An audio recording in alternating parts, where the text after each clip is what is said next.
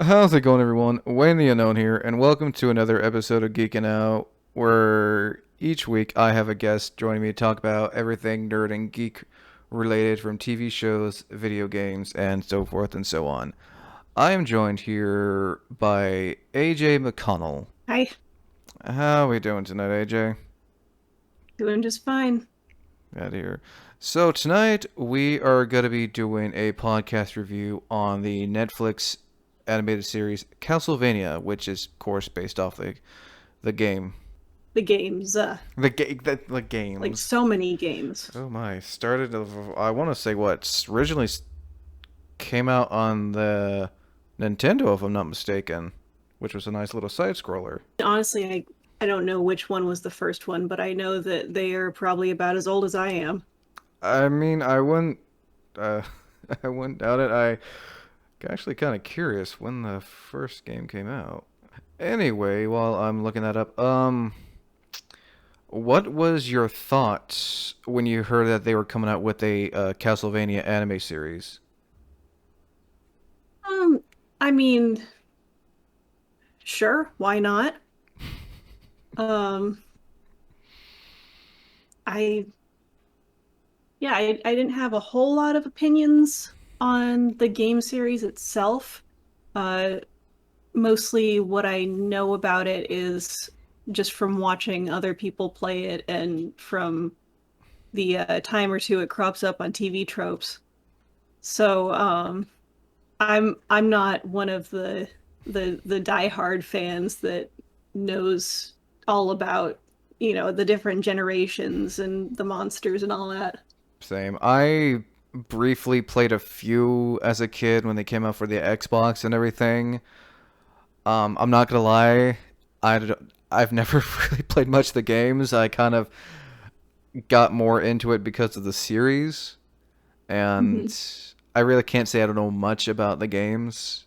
If my knowledge is like again more towards the series, so don't at me, anyone who's listening to this. Uh, so I guess to begin, What was your thought on season one? Um, I really enjoyed season one. Um, it took me a couple episodes to adjust to how much gore they were including. I mean, Um, each episode has like that warning, blood, guts, nudity, and all that stuff. oh yeah, but I mean Netflix puts relevant warnings on many things, and some of them are much more relevant than others. Um, in this case, I was expecting gore for an anime based on Castlevania, but they really went for it, didn't they? Oh, they did. I remember watching the first season, um, especially when Dracula sends all his demons to attack that town after the church murdered his wife. Boy, yeah, no. It's I wouldn't recommend it to those who are squeamish. I mean, if you're a fan of the series and you haven't seen it, I highly recommend watching it. Yeah, I mean, personally, when it comes to gore, I can be squeamish, but this didn't bother me all that much. Once I just adjusted my expectations a little bit. Um, and honestly, it everything else that's going on with the show um sort of overshadows the gore eventually, although you can never completely overshadow that level of gore. Oh no, no, you can't. And I just remember remember the name because it's been a while since I've actually watched the earlier seasons. Mm-hmm. The town is called Targovishta, is where Margarita. the priest murder Dracula's wife when they found out she's, technically married to the devil. Yeah. Oh, I mean, I take that back. She's burned at the stake when then they discover scientific equipment, which back then is considered witchcraft, and women learning stuff like that Well, is in the yeah, series, it's considered witchcraft. yeah. Um, I have to say also with the series, they definitely picked out a good cast cast of actors to voice the characters. I love the characters. Like the characters make the series for me. Um, I mean, if you didn't have that talent in there and the chemistry and the way they play off of each other and the way they interact with the world, if it's just the plot alone, then it would be like so many other anime. Oh, most definitely. I know I'm not really talk. I might as well not talk about any of the seasons like in order. Starting with I want to say it was season 3. The character Sandra Main or Sandra Main. He is voiced. If you may, I'm sure if you recognize his voice when you watch the credits, he's voiced by Bill Nighy. I do recognize that voice. I can't place it though. He did the voice and mocap for Davy Jones and Pirates of the Caribbean, Dead Man's Chest. Oh, nice. He also played the curator in Doctor Who with the episode with oh god, I'm trying to blank on the name. Vincent Van Gogh. Oh, okay. Mm-hmm. Yeah. Also, spoiler. Those are you might not think it, but those are very different characters to play. Oh no, I mean, I Davy mean, Jones and the curator. oh no, he and also if the one thing I like about this with this show be about vampires and demons, he also played in the Underworld series. Of course he did. So I mean, it kind of suits him with the roles he has on his belt. I feel like the creators of the show did a good did a good job on the cast, especially casting Malcolm McDowell as Death. Again, spoilers to those who have not watched it. Yeah. I appreciated that arc. I mean, I liked him as Varney, and then he revealed himself as Death, and the switch was perfect. Oh yeah, and another fun fact about Malcolm McDowell voicing Varney. It's this is his third time playing as a vampire. All right. Yeah, no, first time he played as a vampire was in the Christmas special of Billy and Mandy. He voiced a vampire, of course, and that is his voice. Mm-hmm. Second time, he actually played as Vlad Tepes in the movie Vamps. All right. Well, those are both topical. I don't know if that's the reason why they picked him. I feel No, it's, like I'm sure it's not, but it is funny to see the similarities. But I really liked Varney, not as like someone who I would want to get to know, but as no, a very no. entertaining character. He's definitely a Um, comic cult character with all the boasting he does in season 4 when Trevor and Sypha go to Targovishte. yeah, and it's entertaining to think of that as an actual uh constructed persona instead of just the way someone is. Like to build up a reputation as being grandiose but ultimately worthless. I and mean, just desperate to have his name recognized. oh yeah, and if you think When about in it, reality, he was pulling it's strings. death. Yeah, He was pulling basically strings the whole way. uh, trying to recruit. I mean, Hector. I can't remember the other Forge Master's name. Isaac? Isaac. Thank you. Yeah, no, trying to get Hector and Isaac to help him bring back Dracula and Lisa to create that Hmm. hermaphrodite, which was kind of a twist, not in a bad way. Yeah, that as a non-binary person, that hermaphrodite gave me some feelings. I mean I had a feeling like looking at that like I had a feeling some people would be put off by that when they introduced that particular character. I mean when I didn't understand why they were creating it until Death was basically having Saint Germain um, bring back Vlad and Lisa from hell. Well, they did hint at it near the beginning of the series when Saint Germain is speaking with the woman in the corridor, Oh yeah, um, the infinite and corridor when he's trying to find his beloved.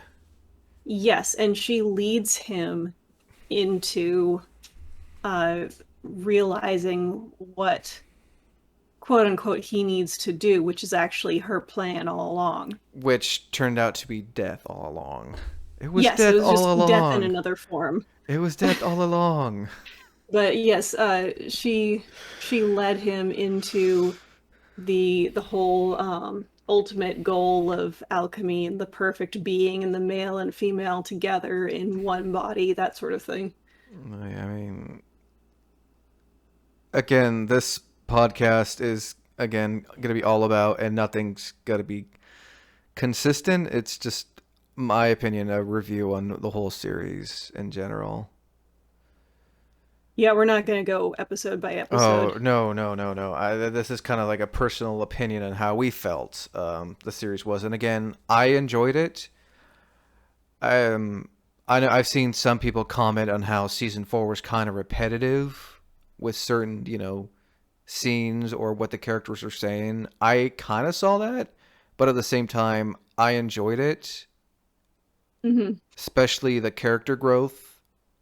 And I gotta say this, I felt out of all the characters in that show, the one I really feel bad for is Alucard.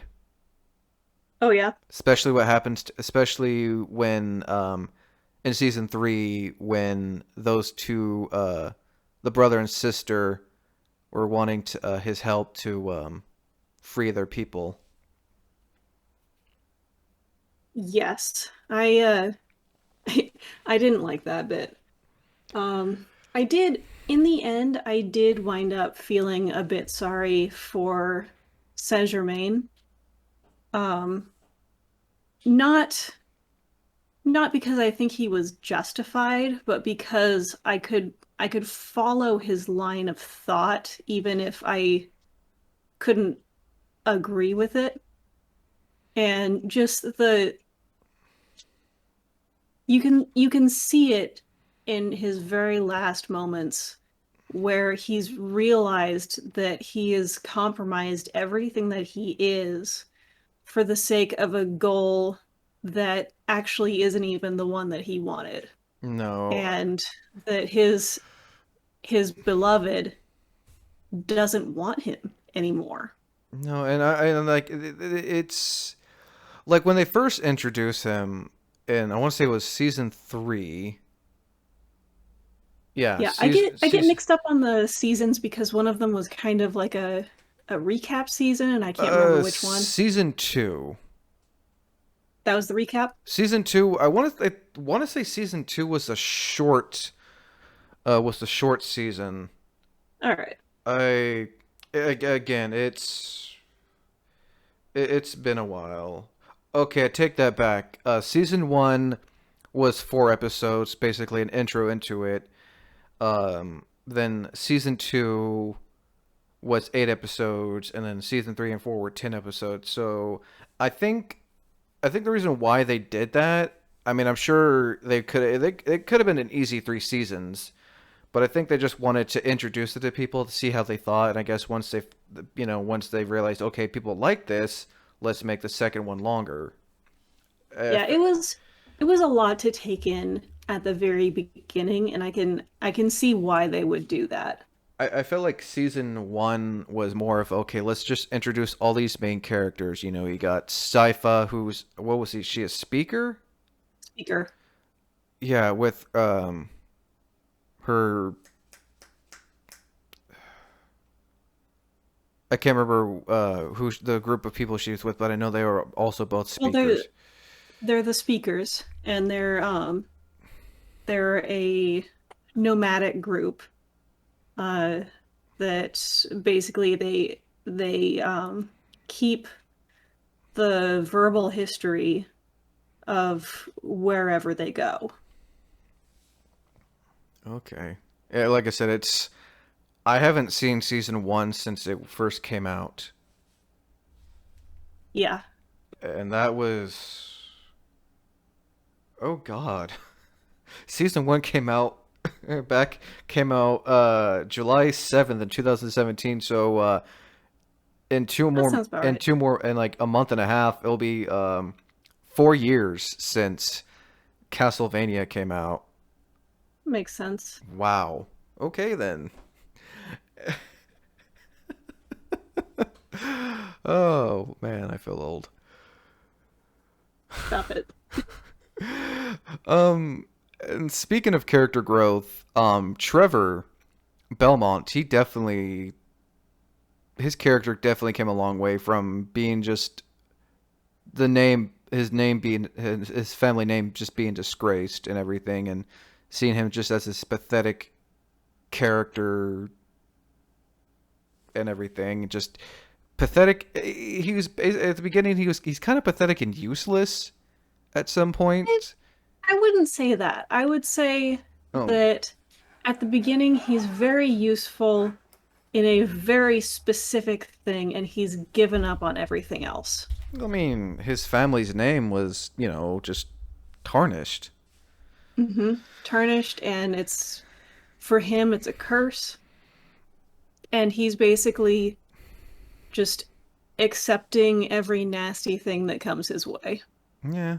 I mean, piss him off, you will get into a fight. I mean, Well, yeah, we'll get into a fight, but he's really cynical about the whole thing. I think my favorite scene is when Sypha basically has him get along, tries to get Alucard and Trevor along, and they're just back and forth at each other with, Alucard saying, "Oh please, we're not children," and then Trevor's is "Eat shit and die," and then yes, fuck you. Yeah. I love their dynamic, the three of them, They're because like a big family. yeah, but like I mean you've got this golden trio thing going on, and you've got Trevor, who is just so done, so done with everything, and there's no swear he won't say, Oh, and out of all the he's characters, he's the one who tired. cusses. Out of all the characters, he's the one who cusses the most. Yes, and he's tired, and he is ready to just lash out at anything and anyone. And you've got Sypha, who is idealistic, and she's seen a lot of the world that she knows, um, but not a lot of the world that Trevor and Alucard know. Oh yeah, no, And so they she's basically a, I mean, change she's a her. nerd. She's a giant nerd. Oh yeah, no, and they change And her then you've got perspective on the world too. you've got Alucard, who has been very sheltered, Um, just sort of living with his parents, and then he was locked away, He was. I And mean, his he's mother he's very died, and he's been living under Dracula's shadow for who knows how long. After. well, his mother only died recently at the start of the series.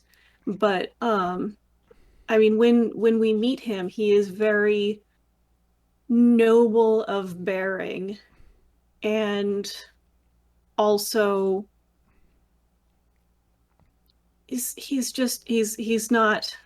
he's not world wise. And then you put all three of them together and they all pick up swearing. Oh yeah, we're. And they all pick up some idealism. They all pick up some of this noble bearing, although that's a bit A less stretch. noticeable. And they just needle each other constantly, but in the best way. Oh yeah, no. Definitely. I mean, they all kind of pick up traits from one another. If you know, when you watch season four, Alucard basically admits Oh my that god, he's I'm starting. turning into Belmont. Yep. And then don't forget his little his rag dolls of Sypha and Trevor. Those little rag dolls, man. I'm not gonna lie, I would love to have a Sypha and Trevor rag doll. I mean, how bored do you have to be to make rag dolls of your two friends because you're so lonely? Yeah, that's certainly a thing. I mean, again, I feel bad for, you know, him being betrayed by those two the siblings. You know, he's happy that, you know, hey, he's got people around and he's, you know, they want to be taught how to fight and, you know, kill and everything, and he's teaching him what they should know, not, you know, what they feel like he's not teaching them enough, and they're basically greedy in a sense. Well, so I think that they have a very deep distrust of any vampire. Um, and at a certain point they are I think they're foolish. They decide on their own that he's not telling them enough.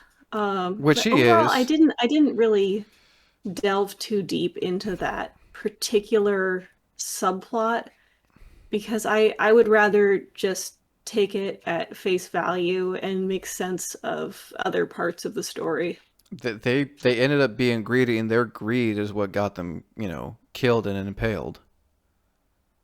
Hmm. And speaking of greedy people, let's talk about the vampire B word, Carmilla. I I I don't know. I mean, I try not to use that word I these know. days. She's a megalomaniac in the end. She's power hungry, basically wanting to rule. Yes. She's wanted to be like Dracula and not, you know, she's wanted to be her own person and not, you know, listen to any kind of man in a sense. Yeah. Which, you know, I get it. I get it. Um, but also uh she and the other rulers of Styria had constructed a very stable kingdom for themselves. And in her desire for more, she really upset that in a way that was not sustainable. No, I mean, she was wanting to take control. Then there was her youngest sister Lenore, I kind who of love Lenore. She's I so cute. yeah, no, I mean, she wanted to be a part of, you know, what was going on, but, you know, Carmela wouldn't let her. She, you know, Carmela's eyes, she Lenore's a child who wouldn't understand. Well, that's who everyone is in Carmilla's eyes. Then you got But the couple, Striga and, my name's drawing a blank, Morana. I love them too. Now, are they sisters or are they a couple? They're a couple. Okay, it's just it just Yeah, kind of they confused. It kind of confused me. I don't remember what they were like together in previous seasons, but in season 4 they are very much a couple in it for the long haul, know each other very well. Um and they love each other very much. Oh yeah, and they even them, even they're just like Lenore, they're tired of the constant war and fighting that Carmilla's trying to like they don't want to be part of what Carmilla wants. I feel like they see Carmilla's vision as this is bad, you know, in a Well, sense. Striga didn't start out being tired of the war. She is a warrior, she's a general, that is her job. That's what she does best. And she was ready to just keep fighting um, until there was no more fighting left to do. But after speaking with Morana, who was not a warrior and who was trying to, well, she was along um, in the army just to see what was going on so that she could plan better back home. And what she saw was not a war, but endless war. And it took some time, but she convinced Striga that it was not the kind of war that she wanted. Oh, especially after that one episode where the farmers just basically ambushed their camp. Yeah, Striga didn't want to fight farmers. Striga wants to fight warriors. I mean, I Because warriors fight because they're warriors. Farmers fight because they have nothing left. right. I mean, look how that ended. I mean, Striga not only killed farmers and everything, she killed a few horses too, which I was not I don't expecting. think she cares so much about the horses. I care No. about the horses, but can we talk about that armor that she Yes, wears that's what in that episode? Because I I loved was that. just about to mention. I was actually about to bring that up. In my opinion, that's basically UV armor, protects her from the Yeah, sun. yeah, just like no sun allowed through. I would imagine UV armor as like emitting UV rays, which would uh it would it would words. I have words. And then there that glass shield that's covering her helmet, like that alone. That whole scene with the armor and everything was probably my favorite, just because how detailed that armor looked. I really liked that. I liked how they introduced the armor. I liked that Morana did not want to go in that coffin because it smelled. Smelled. uh, Which honestly, if anyone has ever smelled a sports bag, you you know, you know very well. well, And then she comes out and she has that rallying cry, and it's really not that effective because her the rest of her army isn't equipped for that kind of battle, a battle in the sunlight. But she does what she does best, and she just slaughters everything. oh yeah. I mean, And she between hates every minute of it. between her and Morana, Morana's more of the feminine, girly girl type in the relationship, I and mean, I you don't really have to assign no, I one shouldn't. or the other. They're both very feminine. Oh yeah, but They're vastly different people. Striga's definitely a badass though. Oh, so badass. And I like just the scene alone. I'm glad that we got to see more of Striga and Morana because they really, you know, were off doing their own thing for a bit, and we didn't really see much of them. Yeah, I don't feel like we got to know them very well in previous seasons. No. And I love their decision at the end where Carmilla's dead. They saw it. They could keep fighting, and they decide, you know what? What we really want is to just be together. So let's go someplace else and just live our lives quietly. Oh yeah, no, and I'm glad they seeing their home basically be destroyed by Isaac's um demons or whatever they're Night called. creatures. Thank you. I'm glad you're familiar with the names. And I like I said, I recently watched when when season 4 came out. I binge watched it, yet I can't remember like basic details. I can remember increments. I get tripped up on the names of the towns. Yeah, I think out of speaking of towns, I think the one town that's like the saddest one, aside from Trickovist, Margarita? I think that's the one where Sypha and Belmont find about that what that the town whatever he is, where they find The where he finds out what he does to all those people on that apple tree and how it's like a trap. Oh, yeah, yeah, yeah, yeah, yeah. Is that the town name? I can't. No, Targa Vista is It's the a one where they it's were a at the very end. it was also introduced at the beginning. Yeah, it Um, was the beginning and it was the end. Full circle there. right. But I remember the Apple Tree Town. That was from like season 2 or 3.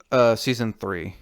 Yeah, and I remember liking that guy, and then You they find out. come with that at the very end, and it's just, ugh.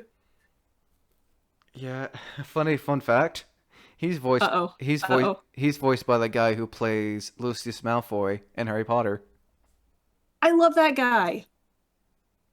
He seems like a chill dude. Yeah, he the guy who plays this Lucius Malfoy is that bald guy who basically says, "What the fuck is toilet paper?"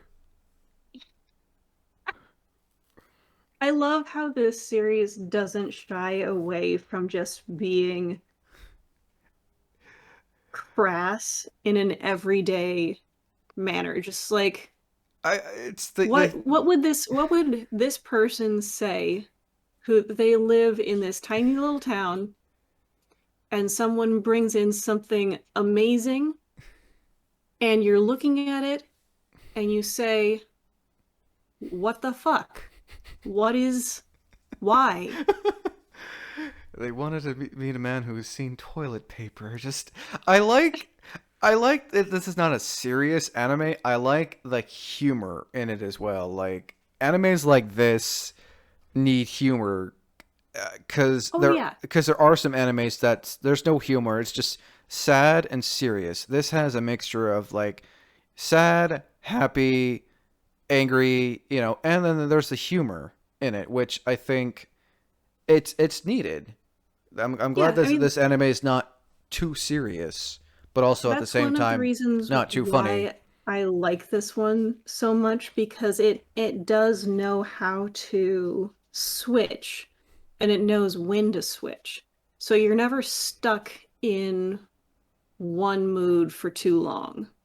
Oh no, not at all. And speaking of the sad and anger part, the Forge Masters, Hector and Isaac, who originally worked for Dracula before he got killed, and they went on to do their own things, pretty Hmm. much.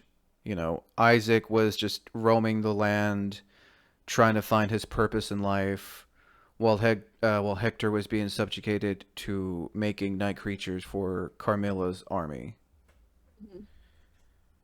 Between the two, I'm more sympathetic towards Isaac because he's trying to find his place in the world. All he known was, he's been a slave his whole life. When you think about it, especially when they show his flashback when he's first introduced. Was he a slave as a Yes. child, or was he just shunned from the village? I believe. Uh, Because I remember he was an outcast because he liked bringing things back to life and other things like that that were sort of forbidden knowledge. But I don't he. remember if he was actually enslaved. I'm actually looking it up right now. Uh, But anyway, I find that I can sympathize with both of them because Isaac finally finds a form of freedom that he's been lacking, and he uses that. And there's, that awesome uh, Jamaican style pirate captain was pretty cool too. But he uses that and just he tries to make the world what he thinks it needs to be. Now, I'm not sure that sicking a bunch of bloodthirsty undead creatures on a bunch of random towns is the best way to go about it, but that was his truth, and you can't judge him sort of. I mean, Meanwhile, Hector did his very best in his previous life with Dracula, and he tried and he tried and he tried and he thought he was doing the right thing, and then that purpose was gone. And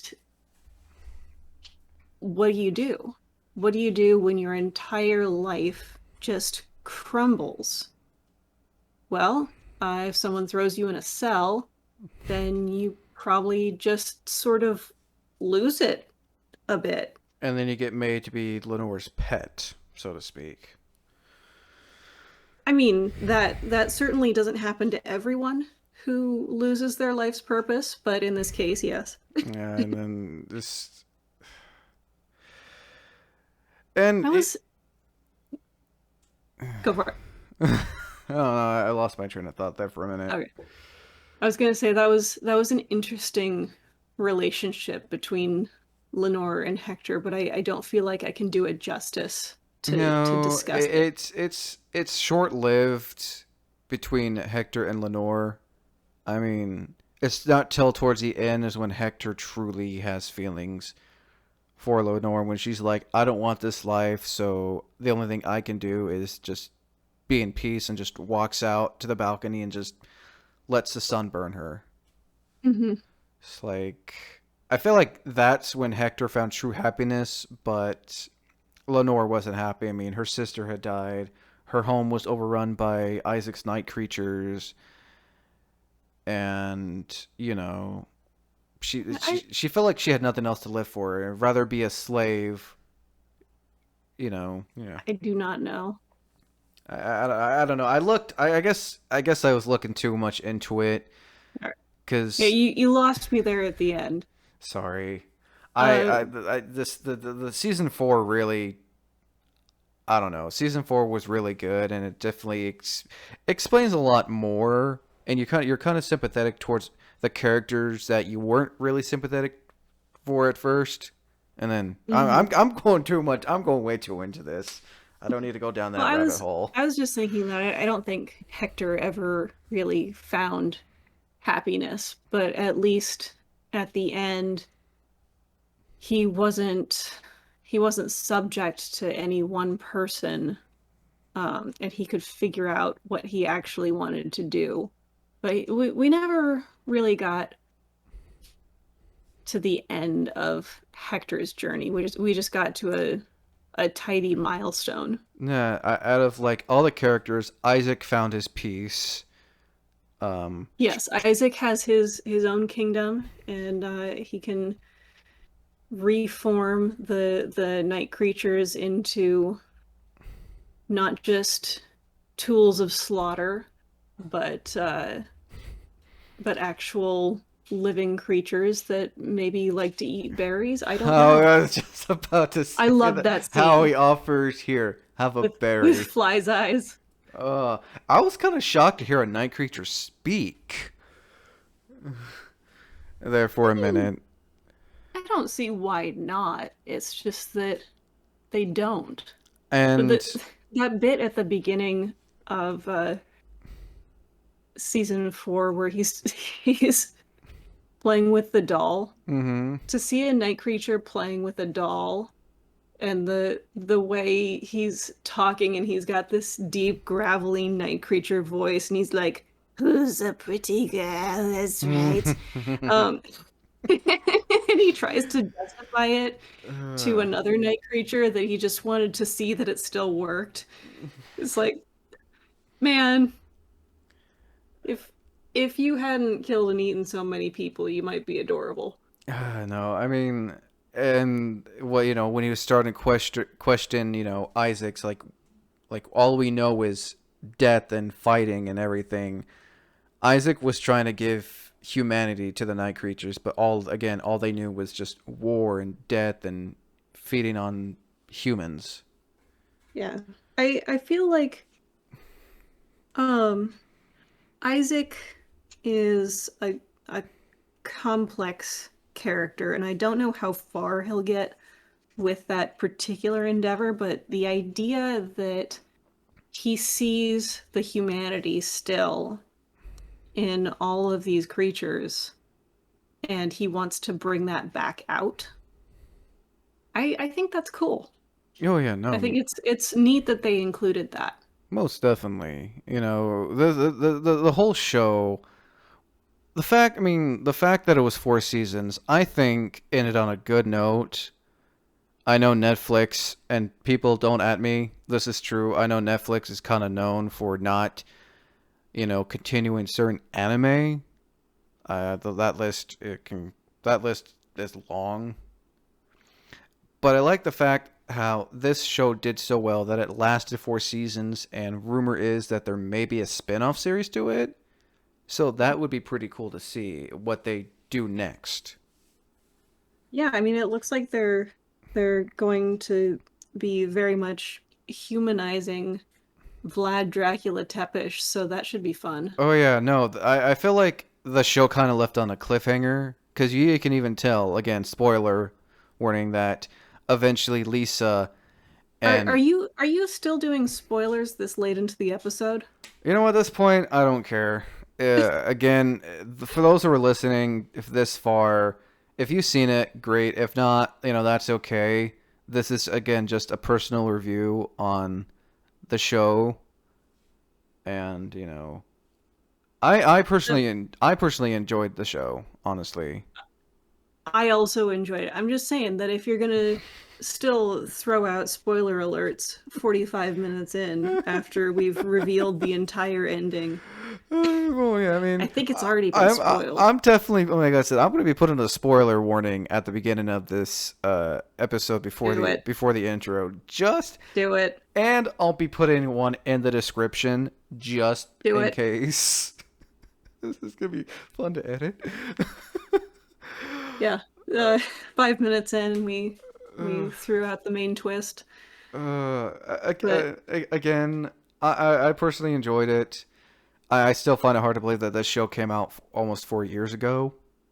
To be mhm. honest, like it doesn't seem like that long when they announced Castlevania as an animated series, and then we get hit with the first 4 episodes as a teaser of what it could be potentially, and then it does so well to like Netflix decides and the developers like, okay, let's do another season, and then Mhm. another, and then another, and it's like, okay, yeah, this I'm glad Netflix stuck with this and not just drop it after 1 season like they've Yeah. done countless times on other anime like Seven Deadly Sins.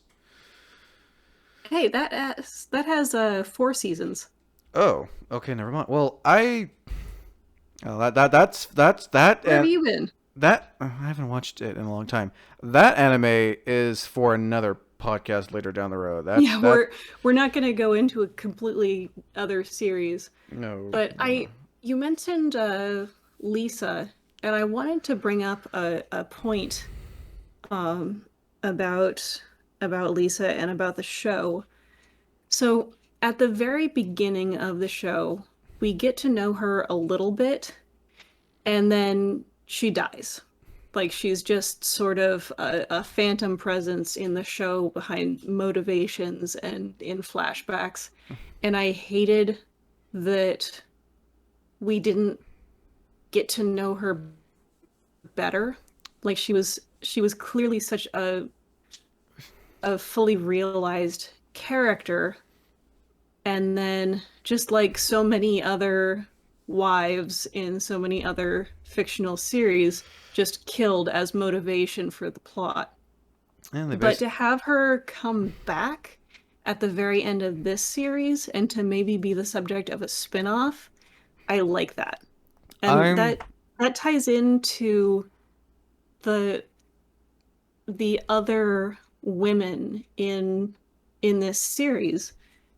Um, at no point in this series did I feel like the women weren't being given proper characterization. Sypha is a complex character with her own desires and who is not tied down by what some dude thinks. And Carmilla is a bit of a caricature, but she still has her reasons. I And then mean, I feel like her simplicity is made up for by the complexity of the other sisters that run that area. And I just want to put a shout out to appreciate that because it's not something that you find very often, no, I mean, even when you're looking for it. again, Carmilla's that kind of character that she didn't take shits from anyone. She strived to get what she wanted, even though in the end it was her downfall. Hmm. You know. And she was defiant to the end. She was ready to take everyone down with her. Oh yeah. Oh no, most definitely. Like she wanted power. She didn't she was tired of hearing about Dracula. She wanted to be like him, but in her eyes, better. Hmm. I mean, you know. But yeah, no, I agree about the Lisa thing. We see her probably three times in the beginning when she first meets Dracula. She is unfazed. She's not scared. She sees him like just like a normal person. She gets killed for supposed witchcraft. That pisses off Dracula. We see her briefly when Saint Germain is in that church with that cult who are trying to bring back Dracula. Hmm. And then and then we see her again, sort of, when her soul and Dracula's soul is trying to be infused into that hermaphrodite. Hmm. And then we see them finally again at the end of Yes, and the last 2 minutes of the last episode of season 4. yes, and in just like that short time, you see the the same depth that you've seen in other relationships in the series where these two aren't just like, oh, star-crossed lovers and they fell in love and then they had a child and then no one cared about them at all. These are characters, and just like Trevor and Sypha, just like Alucard and everyone, um, Pretty much. they needle each other. And she's making fun of him, and it's fun, and it's not just like you can see these people having an actual relationship instead of just being written as married. Okay, especially at the end when that one girl is taking a liking to Alucard after having her doubts about him. Mhm. But yeah, no, I mean, the creators definitely knew what they were doing when it came to building the relationships between the characters, whether it's, them as a couple, them as friends, just whatever. Like, they knew what they were doing. Mhm. Anything else you want to add in about this before we call it good? uh what about Alucard and the village kids? because I'm that glad. was a fantastic bit. It shows that he has, he's in a way he's human because his mother was human, jumping off the top of his castle all the way down just to say boo. Uh-huh. Like I'm glad that they just didn't make him some plain boring character. I'm glad that they gave him personality, especially when it Yeah. comes to kids. Like the kids were unfazed by that. They just thought it was cool. They're not afraid of Alucard, which is nice to see. Yeah. And after everything that he's been through and all the things that he's done, um, to to see him soften up a little bit just for that and to do something so ordinary as play with some kids from the village, even if no one else could have played quite like that. um Folks don't jump off buildings. uh it Don't superhero land. it's just fun and it's silly, and um you can tell that he hasn't really had that. I mean, maybe he did at one point, but it's been a very long time, and there's been a lot of life between then and now. Oh yeah. And so he'll mess with some kids and make them laugh, and that's great. Oh no, definitely. Definitely. I couldn't agree any more on that. Um, I think that about covers it. I think we covered all seasons. I mean, we definitely focused more on the most recent season, Oh yeah, but no. and there's a ton more to talk about, but honestly, further exploration is probably left to like an actual dedicated podcast or like a forum or something. I don't know. Or in my words, just watch the show. Yeah, watch the show. That's all I have to say. Is just watch the show. Don't listen to anyone else who says, "Oh, this show's stupid. This show's this and that." Just watch it for yourself. If you're a fan of the series, of the fan of the games, great. If not, that's totally understandable. Again, as I said in the beginning, I'm not really big into the games, but I really enjoyed this show mainly because it was a new anime and it's one of few animes that I actually can sit down through and watch it all in one sitting. Hmm. Again, AJ, thank you for coming on to talk about and express your opinion on Netflix originals Castlevania. Thanks, Wayne. Again, I'm Wayne the Unknown. Until next time, thank you for listening and thank you for watching. Bye.